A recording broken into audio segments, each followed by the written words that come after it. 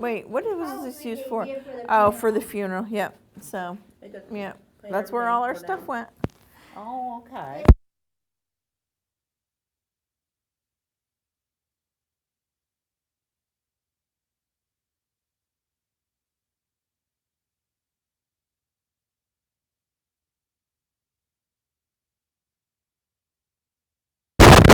You never know. Yeah, just never know.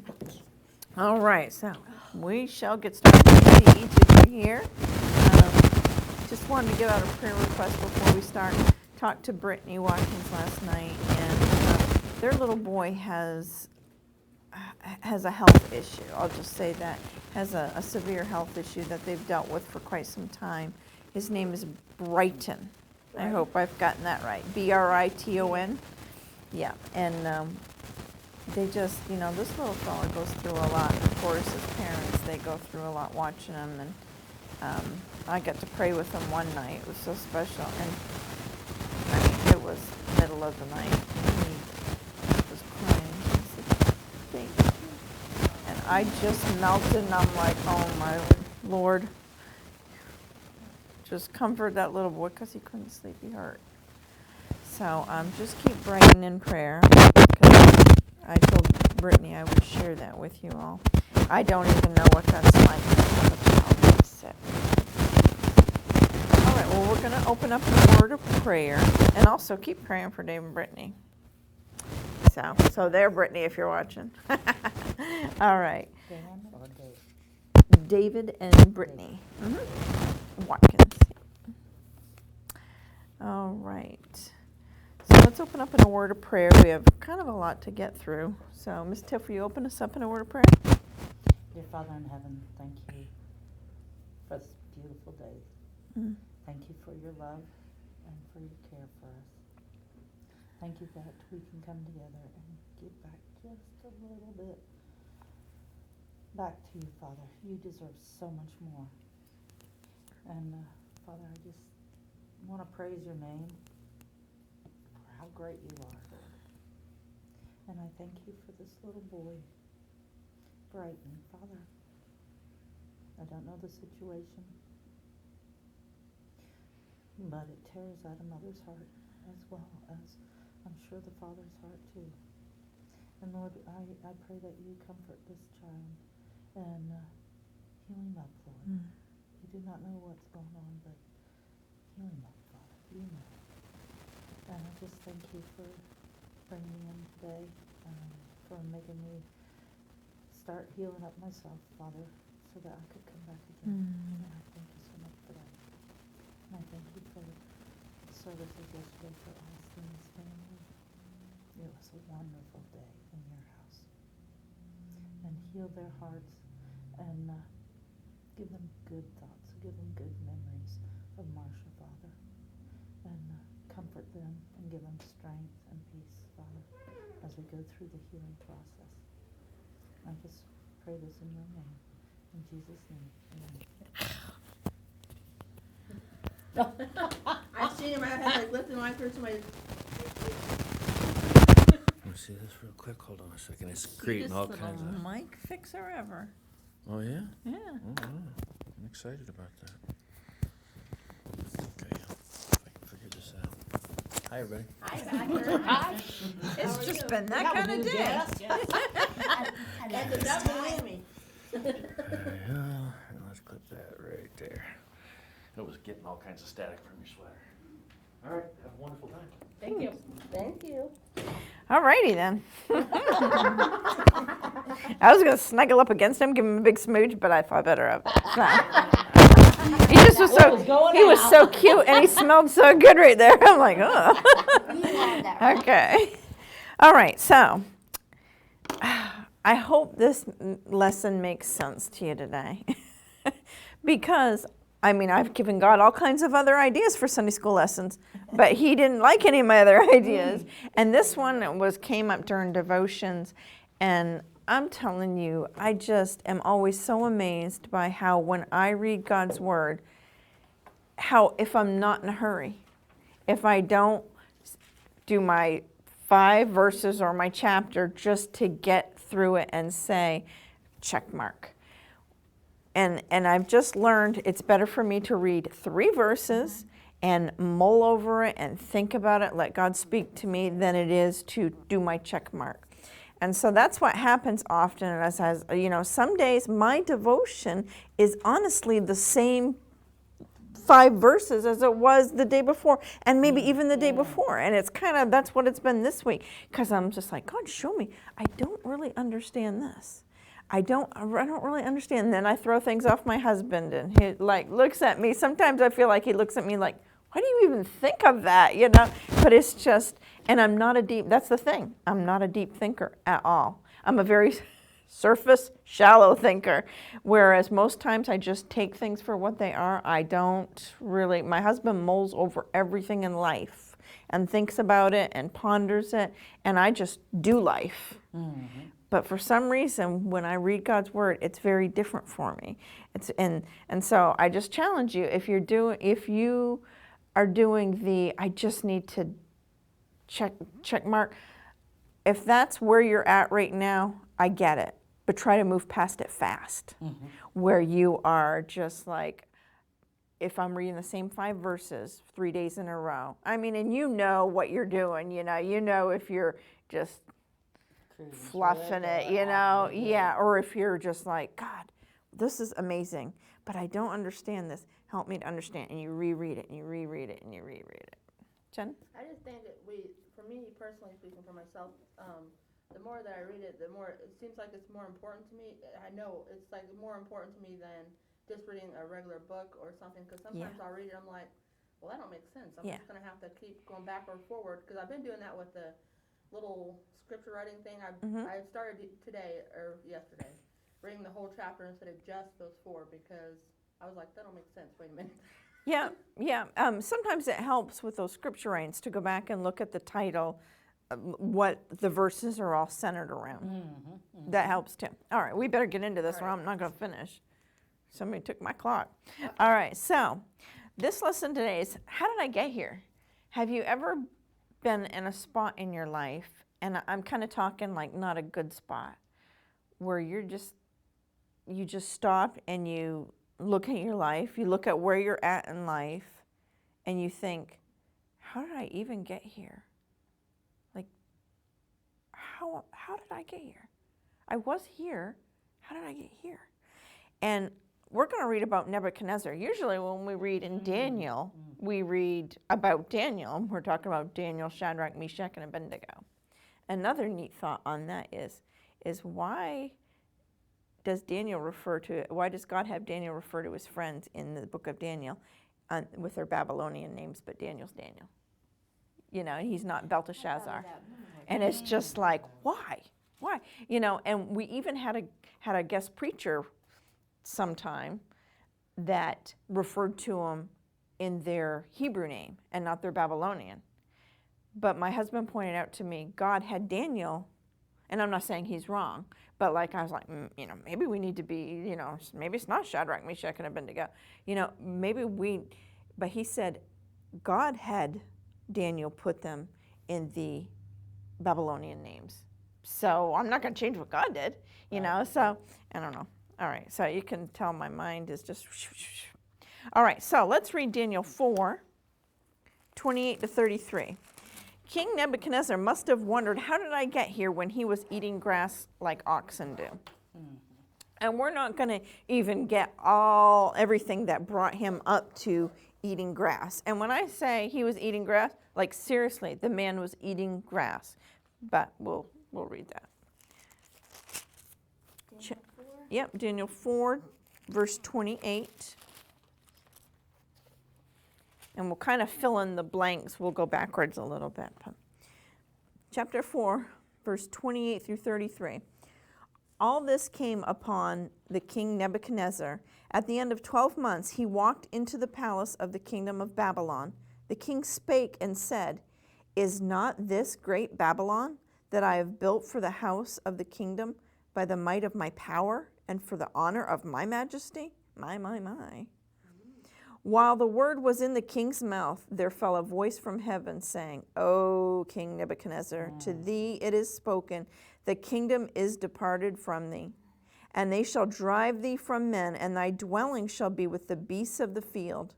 They shall make thee to eat grass as oxen, and 7 times shall pass over thee until thou know that the Most High ruleth in the kingdom of men, and giveth it to whomsoever he will. Verse 33, the same hour was the thing fulfilled upon Nebuchadnezzar, and he was driven from men, and did eat grass as oxen, and his body was wet with the dew of heaven, till his hairs were grown like eagle's feathers, and his nails like bird's claws. Yeah, the man was changed into a beast, but yet had the human mind, like, I don't know what animals think. We just don't know, but I know King Nebuchadnezzar, he was, it was just like he was a human, only he was a beast. And imagine eating grass and stuff. So, how did that mighty king end up with claws and feathers? We're going to find out.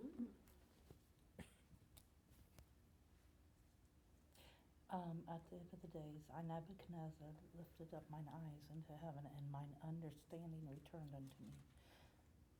I had it that he had kind of lost his mind and ended up living out there with the beasts. I don't really have an answer for that. You mean instead of being Yeah, instead cognizant? of being cognizant like What a are man your would be, thoughts? I was thinking he kind of lost his humanity, his mental health, and lived as a beast until such and such time, and God gave him back his understanding. I tend to, because is there something that points to that? Verse 34, and mine understanding returned unto me. And I bless the Most High. Where was the kingdom is to and they shall divide it. Is it that he didn't have understanding, or he actually got it? It actually clicked. He actually was That ready to could give be- his that life. could I don't know. I I don't don't know. know. And see, two separate Yeah, it ways could be of, physical or spiritual. yeah, two separate ways of thinking about it. We don't know. That's why it's so wonderful to dig. But I love the question. I need No. to dig. And you still may not have a for sure answer. But we can know, because to me, like, the punishment is so great if you know what's going on. That's what I'm thinking is Yeah. like he had all that time, I think it was 7 years, to think about, right? 7 years? To think about what he had done that led him up to this point. So, but you may be correct in thinking that because it said mine understanding returned. I think, and we're going to talk a little bit about this, I think he had an understanding of what he was supposed to do back here, and we're going to go there, and that his pride got in the way, and he did what he wanted, and it bent his path. Yeah. So, good question. We're going to go to Daniel 1, 17 to 21, because I really would have loved to read all the chapters, but we just don't have the time. So I've kind of pick and chose, and the ones that say recap, I'll just go over. But in Daniel 1, 17 to 21, it says, as for these 4 children, which was Daniel, Shadrach, Meshach, and Abednego, God gave them knowledge and skill in all learning and wisdom. And Daniel had understanding in all visions and dreams. Because if you'll remember, they became captives, and they wanted them to eat of the king's meat and of the king's table. And the keeper in the jail, let me see here, because Daniel found favor. Verse 9 of chapter 1, now God had brought Daniel into favor and tender love with the prince of the eunuchs, because they were supposed to eat of the king's meat, but that was meat that was offered to idols. And in verse 8, but Daniel purposed in his heart that he would not defile himself with a portion of the king's meat, nor with the wine which he drank. Therefore he requested of the prince of the eunuchs that he might not defile himself.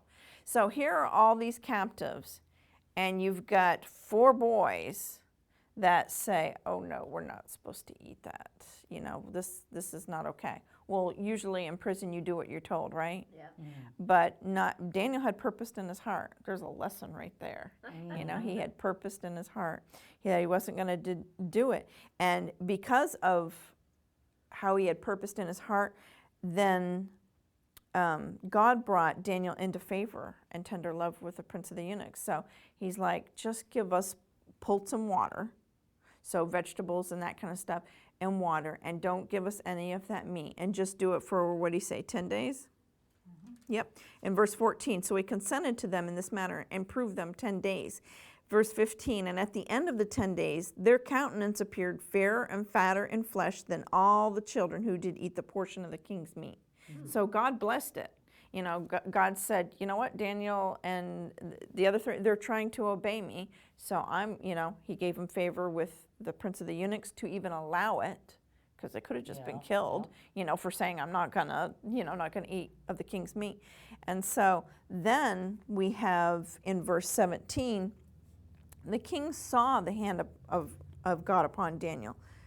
In verse 19 it says, and the king communed with them. Okay, so he communed with Daniel, Hananiah, Mishael, Azariah. Therefore stood they before the king. And in all matters of wisdom and understanding that the king inquired of them, so he was drilling them, he found them 10 times better than all the magicians and astrologers that were in all his realm. That's pretty amazing. So here's the first part. We have Nebuchadnezzar, because remember, we're focusing on Nebuchadnezzar and not Daniel and his pals today. The king saw the hand of God upon him. He must have been like, whoa, all my astrologers and magicians and all that. And yet here's some kids, because they were young, here's some kids that aren't even eating all the good stuff, but they are like 10 times sharper. Like put me and Tiffany together. Tiffany's probably 10 times sharper than me. Not by a long shot. So, it's just like the king did, and he drilled him. He purposely, you ever drill somebody, like you want to find out something, and you purposely ask, I'm notorious for this, you purposely ask questions with a purpose. That is what the king was doing, and he was going to find out, because probably they were going to get in big trouble, either, say, okay, you have to eat the meat. You're not going to do your own thing anymore, or you just get killed. And so, but God had it all worked out for them. So that was the first point. The king saw God's hand here. Daniel 2, 1-5. Anyone want to read that? I will. Okay. And in the second year of the reign of Nebuchadnezzar dreamed dreams, wherewith his spirit was troubled, and his sleep brake from him. Then the king commanded to call the magicians and the astrologers and the sorcerers and the Chaldeans to shew the king his dreams. So they came and stood before the king. And the king said unto them, I have dreamed a dream, and my dream was troubled to know the dream. Okay. Then spake the Chaldeans to the king in Sirach, O king, live forever. Tell thy servants the dream, and we will show the interpretation. You said 5, right? Yes, ma'am. Mm-hmm. And the king answered and said to the Chaldeans, the thing is gone from me.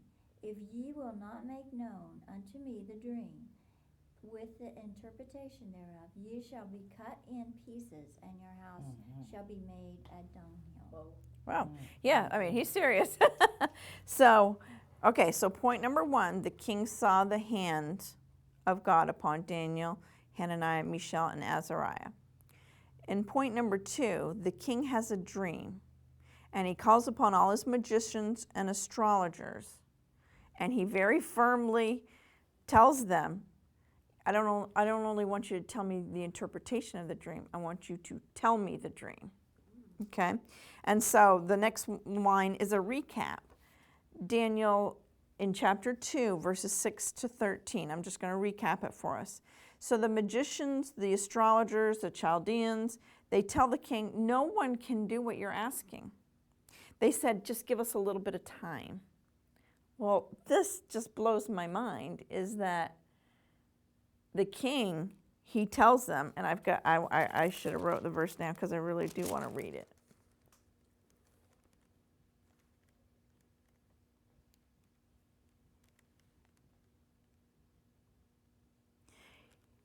he said, when they say, okay, let, well,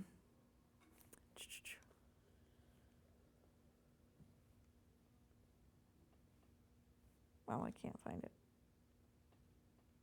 Anyway, the king says, I know you're fakes. And this is what blows my mind. I turn to my husband and I'm like, why does he even have them then if he knows they're not true? Because he tells them, you're gonna just, here it is, verse 8. Verse The 8 king says, answered and said, I know of certainty that you would gain the time, because ye see the thing is gone from me. He knows he's being snowballed by these guys. You know, and I'm sure there was some where they could do some of it, because I believe they were, you know, being used of Satan. Okay, so I think there was some of that, but for the most part, he knows they snowball him. And here they are again, and only this time he actually says something. He actually says, yeah, you want more time so you can make things up, or I'll tell you the dream, or, you know, and he's like, not happening. And I asked my husband, I said, why on earth does he even keep these guys around? And he said, the people. It was a way, and this was good, it was a way to keep the people in check, because there's something about magic and mystical that people are like, ooh, you know, and so they listen and they Something paid don't attention. understand. That's exactly, that's good, Donna. They didn't understand it, so they listened to it. So, but the king knew, So I just thought that was amazing, you know. So he's like, well, you're going to tell me the dream and you're going to interpret, or I'm going to chop you up in pieces. You know, yeah, so. And then another recap is the next one, Daniel chapter 2, verses 14 to 45. Again, I wish we could have had time to read all this because it is such good reading. But Daniel finds out, because here they're coming, they're like, okay, because they said, well, we can't do what you're asking. He's like, fine, you're done. That's it. I'm not going to let you snowball me. You're done. So gather up all the magicians, the Chaldeans, the astrologers, everyone, all the wise men, and kill them. So they come for, in verse 14, I believe it is, they're coming for Daniel and his friends. And Daniel's like, whoa, what's going on? And they tell him what's happened. You know, my thought was the king, back up in point number 1, the king saw the hand of God on Daniel and those 3 boys. Why didn't his mind go to that? You know, and seriously, like, anybody have any ideas? Like, I think it was just God's time. yes, it has to be, because, like, wouldn't you remember 10 times smarter? Those guys were 10 times smarter. That kind of stuff, it seems like it would stick in your head. But I do think that God, you know, he just has this going in a certain sequence and a certain order, and we just have, you know, have to trust him. And sometimes when we're reading and we're digging, the whys don't get answered. And it's okay, because he's actually given us everything we need. Just kind of fun to chew on the rest. Kind of like step by step. Here, we'll start here, tell you this, and then go to this, and then go to this. But When as, you read something and it doesn't, it doesn't even come into your brain, even though you just read it. And a month ago, after that, you read it, wow, Yeah. this is fantastic. and that's why it's the living word, because every time you read it, we get more and more, we get something different, not anything contradictory to what we, you know, but it's like a little bit more light is shed. A little bit more light shines on it for us, and we can see a little bit more of the picture. It's just amazing. So that recap is Daniel finds out what happened, and he asked for time to ask God to show him the dream and the interpretation. He asked his 3 friends, he says, pray for me. Now, mind you, it's Daniel that does the interpreting. He's been the one that's given, because in verse 17 of chapter 1, it said, and Daniel had understanding in all visions and dreams. Okay, so he is the one that's at the forefront, you know, and so he says, you got to pray for me, though. You know, this is big stuff. A lot of people's lives, including ours, depend on this. And he does. And God shows him not only the interpretation, which he, of course, needed, but the king's demanding the dream as well. And so Daniel could tell him all that. And then in Daniel chapter 2, verse 46 to 49. Would anyone like to read that? I'll read it. 46, 49. Then the king Nebuchadnezzar fell upon his face and worshipped Daniel, and commanded that they should offer an obligation and a sweet odors unto him. Freeze. Read that again. Did I read it wrong? Nope. Okay, I just didn't want to. Nope. Then the king Nebuchadnezzar fell upon his face and worshipped Daniel. Right there. Mm-hmm. That's amazing. How did I get here? How did I get eating cattle or eating grass like oxen and have claws and feathers? It doesn't say you worship God. No. And when I read that in my devotion the other day, I'm like, bingo, there you go. And worship Daniel. You know, so then it's like, well, and I may be out of order here. It's okay. Worship, when I look it up, is, and it's down in the green, worship is bowing low while lifting up. Okay? And it's assuming you bowing low and lifting something or somebody up. Worship Daniel. There's no other way to interpret that. He worshiped Daniel. He's like, whoa, you just not only told me the interpretation, you told me the dream, which I was demanding, that nobody else could tell me. Okay, keep reading. That was when he said, well, stop. So, Sorry, that was fun.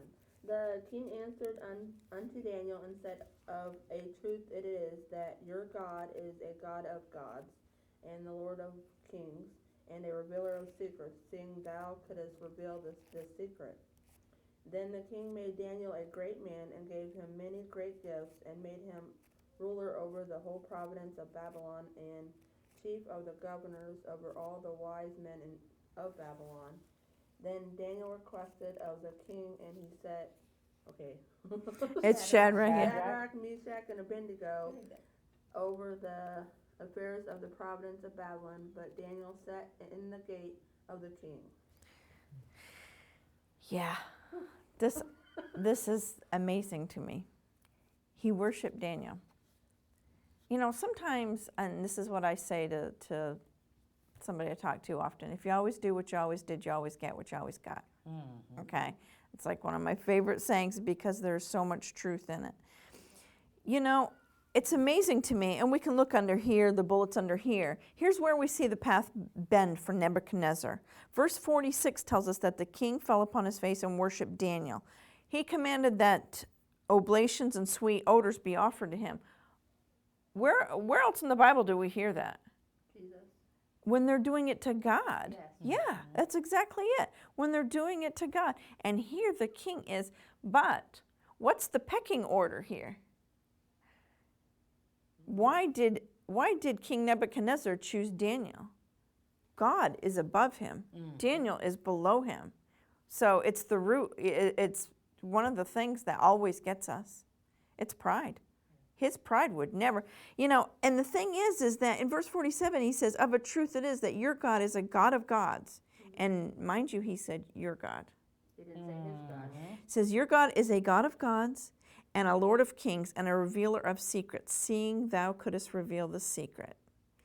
So he didn't even know. You know, my husband said, Daniel probably he probably told him about those oblations and that stuff, that he didn't even want it, that it wasn't him. Knowing the character of Daniel, I don't think he just let them do that. But the king, he wanted to be at the top of the totem pole. He didn't want to say, oh yes, I'm going to answer to God. Because here's the problem. In verse 47, we see that the king recognizes who God is. However, in his pride, the king worships Daniel instead of God. He has seen Daniel worship God. So he knows what he's supposed to do, who he's supposed to be worshiping. But instead, he chooses to worship Daniel instead. Worship means worship. Worship means the king bowing low and lifting up somebody up. But in his pride, he's only going to go so low. And that so low did not include bowing to a God that would be higher than him. Because in chapter 3, the next bullet, The king makes his image of gold, commanding that everyone bow down to it or be cast in the fiery furnace. This is where in my devotions that I was like, whoa, how did he get here? This was actually the starting point. And then I'm like, wait, he was turned into a beast too.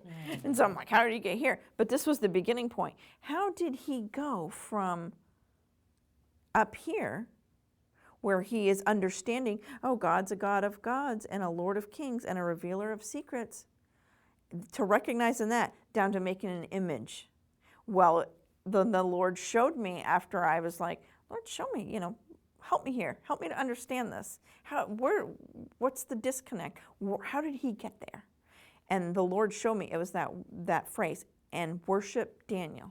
And that's how he got there. So our thing is, he was not worshiping God.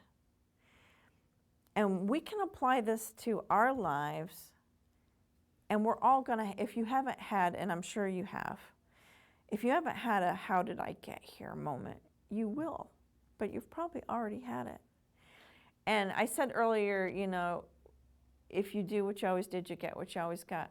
Sometimes we are so silly, and I want to use the word stupid. Sometimes we're so stupid because we do things that we know are going to get us here, wherever here is to you. Just think of your bad spot.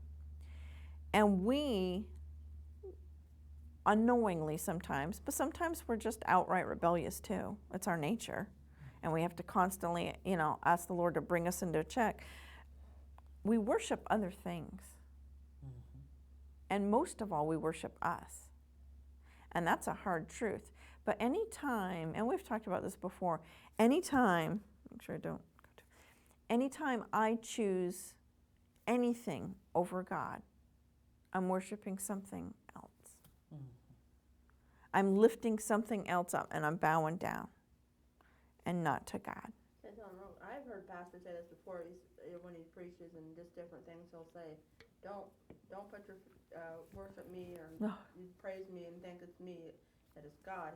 Every time you compliment him, I've noticed that too. That he says, "No, that was God, not me." You see them. He may not phrase it that way, but that's the point I get when he says that to me when I said things to him. And I think that's a lot of us though. Like we try to worship people and things they do, and this person's so great, but really, we don't know what's in the heart. Yep, that is so true. And I will tell you, because I just had this conversation with somebody, is that we're going to fail you. So don't ever put Pastor and I up on a pedestal, because we will fail you, I promise. It's not that we want to, it's that we're human. Yeah. And we make mistakes, and we've made mistakes, and we will make mistakes in the future because we're not perfect. So don't look to us like that. You can have mentors, and that's great. But understand that mentors, shepherds, are still human. Yes. Right. And we do our best. So there has to be a great level of mercy and grace that we have to have for each other. Not saying now we need to respect pastor as pastor. Yeah. That's definitely very important. But we always do tell people, don't put us, because we've heard some, and there have been some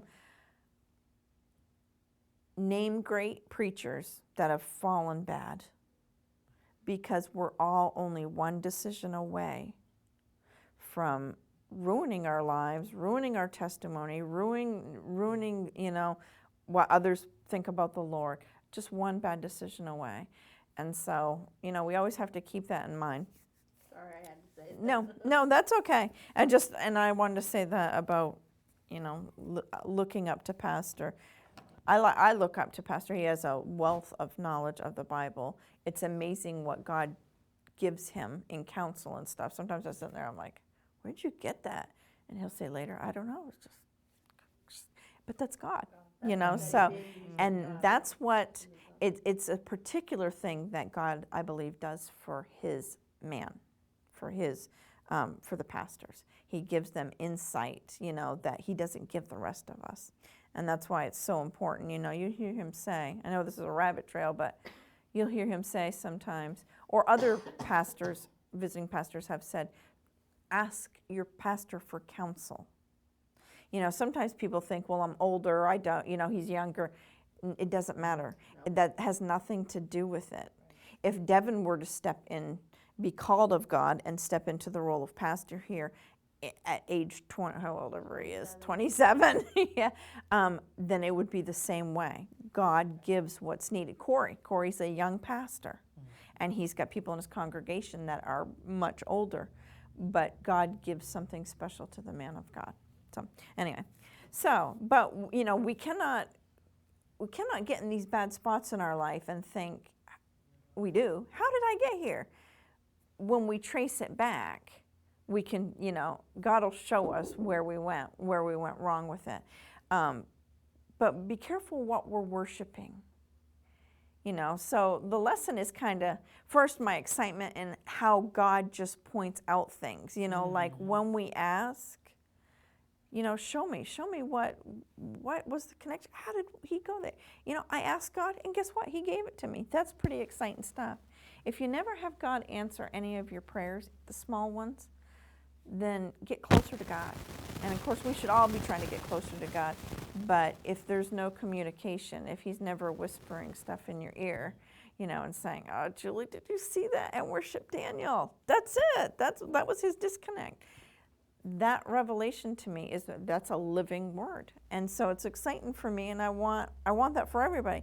Second of all is understanding that he worshiped Daniel, and that we worship people and things, and we shouldn't. Our jobs, our finances is huge. So many people just worship. And we say we worship God, but anything we place above God, okay? God gives us certain commandments. This is nothing new to you, but we all need to hear it. I need to hear it. I need to say it so I can hear it. Anything I put above God, makes me worshiping that. So when God gives me specific things in the Bible that I'm to do, forsake not the assembling of yourselves together, okay? So many people tell us we don't need church. I can worship at home, but it's direct violation of God's word, okay? Bring ye all the tithes into the storehouse, the tithes and offerings. It's a direct command from God. On these commandments, when I obey God, I'm worshiping God. That is the purest form of worship, is our obedience. Yeah. I was thinking, can you think of anybody in the Bible besides Nebuchadnezzar who, you know, did his image of gold and then ended up also as a beast for 7 years, that they would have been in the spot? How did I get here? I was thinking of Judas. Did he ever think, how did I get here? When he sold the information for the money to where God was. Yep. That was the one that come right out when you Yep. said that. Is that, you know, he got in such a bad place and he went out and hung himself.